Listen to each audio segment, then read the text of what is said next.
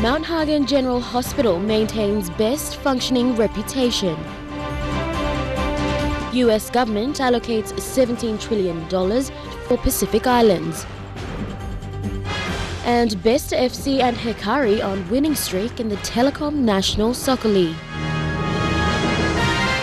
This is National EMTV News with Lorraine Genia. Good evening and thanks for joining us for Saturday's news. Over the last 5 years, the Western Highlands Provincial Health Authority has earned the reputation as the best functioning authority in the country. The Health Authority concept brings together all health functions, including the General Hospital, which was previously a separate entity. In 3 years, all minor cases will all be referred to district hospitals run by churches and NGOs, while only referrals will be sent to the Mount Hagen General Hospital. It's a partnership that has been working well for the province.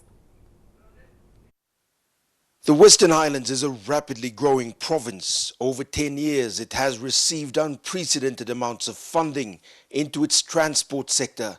On Thursday, the government announced the start of works to the upgrade of the Kagamuga Airport, as well as funding to other major projects. All this is complementing new developments in the province's health system. The Western Highlands has, according to the Health Department, the best functioning provincial health authority. The health authority comes away from the model that kept general hospitals separate from other health functions. When we started, we set an health service plan that looked at all the health services, and I think it concentrated on the national health plan, where you had a model of care where you had different levels of services. The building blocks to their success has been consistency in management as well as strong political and community support. The Health Authority Chief Executive Dr. James Kintwa, who was previously the hospital CEO, moved into his current role already knowing what needed to be done. I think that period of 4 years, our efforts has been really trying to improve the health systems. One of the Health Authority's priority is to build up the capacity of district hospitals and community health posts. And that's where community support has been vital. At Wugbel Village, at the edge of Mount Hagen, landowner Samuel Ropkill has given up his house to be used as a clinic. He's also given up a third of his land for construction of a community health center. The Health Authority is investing 1.3 million kina into this project. Samuel Ropkill said because of the high rate of health problems, he thought it best to allow the health services to be brought into his village. This temporary clinic now serves 15,000 people in 5 villages. Good model development then will come up when church, community, and government work together. Plenty time church pulling go upside, place line pulling go upside, government, cooperation, plenty time, but you look at work development and me, no good in the community. The new developments have come with new challenges. The expansion is fueling a need for more staff. Each district now requires 3 doctors and more nurses. And Dr. Kuntwa says this will be their biggest challenge so far because our education institutions aren't producing enough. Scott Wide, National EMTV News, Mount Hagen. An awareness campaign conducted by Transparency International has highlighted the need for children to know the basic land rights they are entitled to as Papua New Guineans. TIPNG's program lawyer Natasha Hutubasi says the lack of access to land and birthright information has handicapped many locals to knowing their land rights. New Guinea is one of the few countries in the world that has its land rights protected by its constitution. Since the declaration of the protection of customary land rights in the 1880s, 97% of land was customarily owned and only 3% owned by the state. However, a land survey conducted in 2013 revealed that about 11% of customary land was lost through the process of special agreement business leases and illegal land grabbing. So we are happy to speak to the students. The Know Your Basic Land Rights campaign is one of the very few forums that simplifies the importance of knowing one's land right for children at the secondary education level. Transparency International believes students' ID direct link between the landowners and the government. Now, educating these students on the importance of their land rights will minimize the illegal land grabbing cases in Papua New Guinea. Consultation with the landowners must be the first gate. Tekla Gunga, National EMTV News. United Resources Party candidate John Warrison is leading the tally in the Iji Vitari by-election. After count 16, he secured 181 votes with a progressive total of 3,442 votes. Former member David Aurora and PNC candidate is scored 210 votes with a progressive total of 2,684, while independent candidate Sheldon Delilah is closing in on third place, securing 273 votes with a progressive total of 2,802 votes. Count 17 for the Tufi local level government is still in progress. Kokopo District Administration has taken a bold step to fill up voids in its development sector in the districts. Yesterday, the district launched a water supply, electrification and a cocoa rehabilitation project for the people in 3 of its LLGs. This comes at a time as Kokopo slowly changes from a town into a city. Kokopo district comprises 4 local level government. 3 of them are rural based. While many sees Kokopo as an upcoming city, it has its own problems to deal with. Like any other rural areas, electricity, good roads and schools is an age-old people's concern. A combination of poor political will and the incursion of the Kokopo Bora left many with little hope of ever improving their lives. Yesterday, at this gathering in Bitapaka on the outskirts of Kokopo town, the people had a reason to celebrate. It marks the launching of a cocoa rehabilitation, a water supply and a rural electricity project. Joe Wheeler, who runs a small village trade store, says his business now looks promising with electricity recently connected into his store. Now, we're going to stop to that. Looking like now. In an attempt to put an end to discontent amongst the people in its rural LLGs, the district invested over 5 million kina from its district funds in delivering what the people consider as necessary. So far, we've delivered 35 to 40 kilometers of Hekari or rural electrification project in Kokopo district of the coast. Over the years, poor service delivery mechanisms have taken a piecemeal approach in the LLGs, leaving the people to suffer.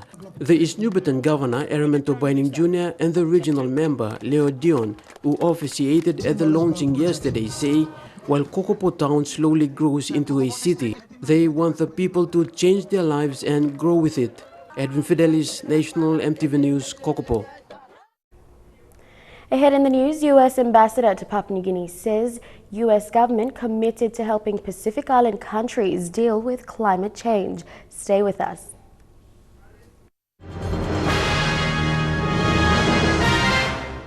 Welcome back to the news. Now, U.S. Ambassador to Papua New Guinea, Solomon Islands and Vanuatu, Walter North, said the U.S. government will provide resilience measures to address climate issues in the Pacific. Mr. North told EMTV yesterday that funding allocated by the U.S. government will be spent on driving clean energy campaigns. U.S. Ambassador to Papua New Guinea, Solomon Islands and Vanuatu, Walter North, said the U.S. government will provide economical and technical assistance to combat the devastating effects of climate change in the Pacific. Over $17 trillion, equivalent to about 200 trillion kina, has been allocated by the U.S. government, will go towards carrying out clean energy campaigns and installation of adaptation measures specifically aimed at countering the effects of climate change. The Agency for International Development is already supporting community-level efforts to adapt to sea level rise, drought and water shortages by building rainwater harvesting and storage tanks in 10 sites across this country and doing similar projects all over the Pacific. He said under President Obama's leadership, the United States has widened its engagement in PNG and the Pacific with a vision to deliver sustainable, inclusive and transparent economic growth. That climate change is a threat in that vision. North said with PNG's biological and cultural diversity, however, the impediments at elm in the face of this wealth are inequality and poverty. He said whether the climate change issues of severe drought, king tide, flood, other disasters associated with the effects of climate change, this is having a significant impact on the poor people. Despite the US refusing to sign the Kyoto Protocol in 1997 in Japan, aimed at addressing climate change issues, the US government is now actively involved in reducing the harmful gas emissions. He said the US carbon policy and pollution control efforts bring down the carbon emissions in 2 decades. Meanwhile, he said President Obama will push for the following agendas comes the Paris Accord. 1. The engagement must reflect ambitious climate change targets of countries. 2. A framework must be in place to regulate harmful gas emissions until the end of century. And finally, provide financial and technical support to the poorest and most vulnerable countries, many of which are in the Pacific. Eric Arupman, National EMTV News. 3 provinces surrounding oil searches project area will be receiving relief supplies from the company in the coming weeks. Following the 5-month dry spell that has affected parts of the country, Southern Highlands, Gulf and Hela will benefit from Oil Searchers Aid Program. General Manager of PNG Stakeholder Engagement, Leon Buskin, said the company is also working alongside the National Disaster Centre to deliver supplies to affected areas. 3 provinces in the country have been recipients of Oil Search Limited's aid program for disaster relief supplies this year. Following the 5-month dry spell that has affected parts of the country, Gulf, Hela and Southern Highlands provinces will have rations for the next few weeks. Areas around Oil Searchers project site will be receiving supplies of rice and tinned fish, as well as water and medicine distributions. General Manager of PNG Stakeholder Engagement, Leon Buskin, said Oil Search was keen to deliver rations to its first community of Kulu village in Hela. Oil price put on go down. $110, now I'm close to $40.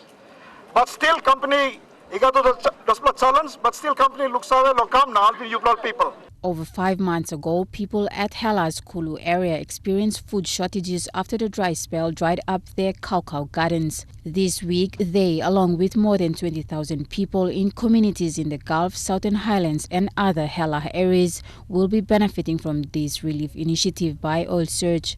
You may have at same time, country blaming same time, planting line in at Kakao Sam.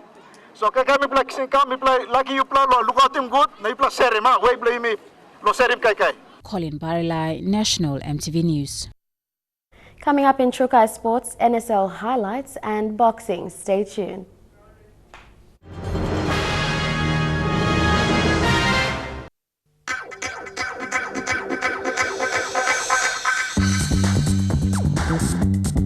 Trukai Sports.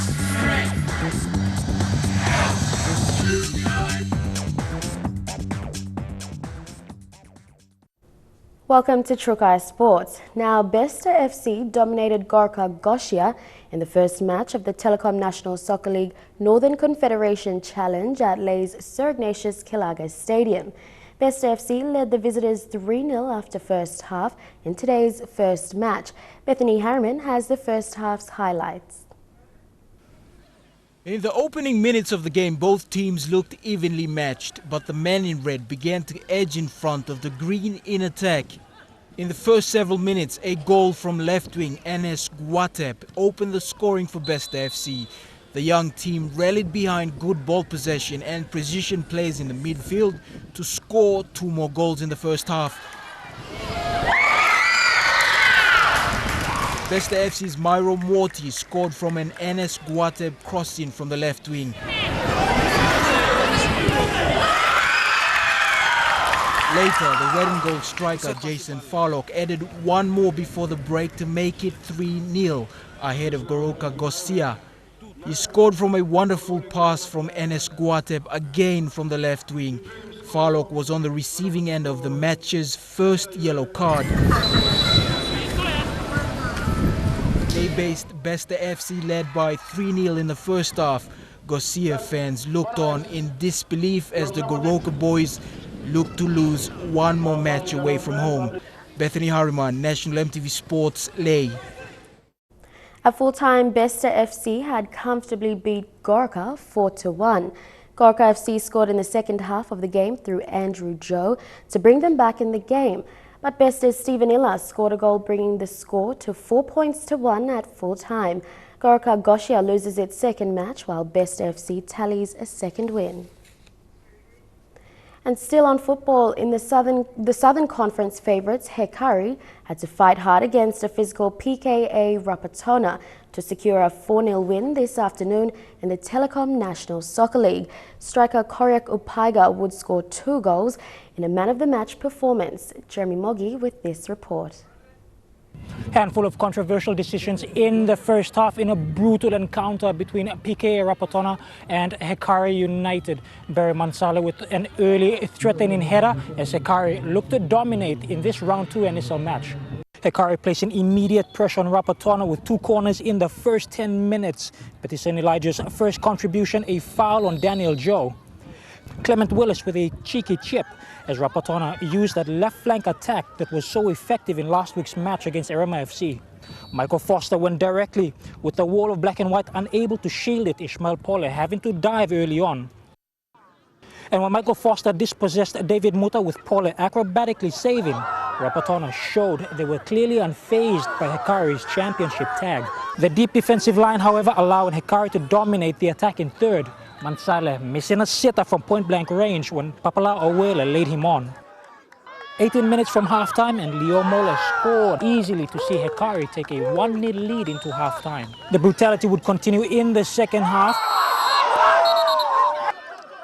and Koryak Upaiga would double the lead in an off-balance position right on the edge of the penalty area. And that appeared to throw Rapatona in disarray. To further compound that, Hekari would score again 2 minutes after that to take a 4-0 lead with only 5 minutes of the clock remaining. A gallant performance by a young PKA Rapatona side, but ultimately it was not enough. Hekari scoring 3 goals in an 18-minute whitewash, with Koryak Upaiga scoring 2 of his own and taking a man of the match in a stellar performance by Hekari United. Jeremy Moggy, National EMTV Sports. The PNG Sports Foundation has already started planning the next PNG Games, working closely together with the PNG Games Organising Committee to successfully deliver the Games. Operations Manager Freddie Matthews said all 22 provinces will take part in the Games and reassured the general public that the facilities will be delivered and ready well before the Games. Godwin Eki reports. Freddie Matthews told MTV Sports in an exclusive interview yesterday that PNG Games progress is moving swiftly behind the scenes with negotiations with the government. Matthews said his team is working closely with the West New Britain Provincial Government to organize sporting facilities as well as logistics for the athletes and officials. The PNG government will work closely with the PNG Games Organising Committee to help with logistics and other areas they will need assistance with. They had the PNG Games in Ley, which was a success. Now we've come across to Kimbe for the PNG Games. At the moment, we're just doing up all the facilities, and not to meet everyone's expectation, but we're not having facilities like what they have in Pommen and Ley. It's just basic facilities, what they have in Rabaul. So at the moment, the facilities and preparations are going ahead. We're working on a business plan, which is just been formalized. We'll approve that on the 5th of December, and we should start rolling out with infrastructure. Kimbe will play host for the next year's PNG Games and will affiliate only 17 sporting codes for the 22 provinces around the country. While there's some apprehension as to where the PNG Games will take place, Operations Manager Matthews is confident the project is under control and ready to bring all 22 provinces together for one of the biggest national events that occurs once every 3 years. Meanwhile, the Code of Hockey has already affiliated with its 9 clubs around the country in preparations for the Kimbe Games. You know that the PNG Games will be on next year, and Papua New Guinea has got 9 affiliated associations to go into Kimbe Games in 2016. Godwin Eki, National EMTV Sports. Yesterday's bout saw Bougainville and New Macau prove their standings in the competition. Minister for State Enterprise Ben Maika and Minister for Sports Justin Chichenko arrived yesterday to officially open the National Boxing Championships. The North Bougainville Boxing Association is one of the toughest in the country. Fighting out of the association is Youth Commonwealth Games gold medalist Thaddeus Katua. North Bougainville Boxing Vice President Damien Cora said the main rivals in the competition are New Mekio. Now we have Mekios. I think there are two Mekion teams. They are very tough also. They're not silly to be reckoned with. Some of our boys, I think about one or two blow or mangi blow play around long, but we have a bigger number that is in the final. New Mekio has many of PNG's elite boxers in the team. President Matthew Isa was confident his association would take out this year's championships. Our boys are prepared. We've prepared well for this tournament. It's a challenge. But I'm sure our boys will be ready for the challenge. I'm confident. I think the championship will take it home. The standard of boxing has risen after the Pacific Games, with many provinces and boxers coming to the National Boxing Championships prepared, being a challenge to some of PNG's best boxers. Elijah Levette, National MTV Sports, Kaveng. That's it for Trukai Sports. Up next, the weather details. Trukai Sports.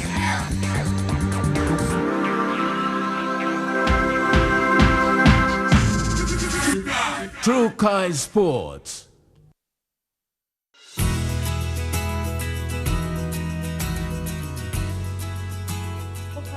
And your weather forecast for tonight and tomorrow in the southern region: cloudy periods with chances of patchy rain for Kerma, Port Moresby and Alotau, while Daru and Popondetta expecting mostly fine weather.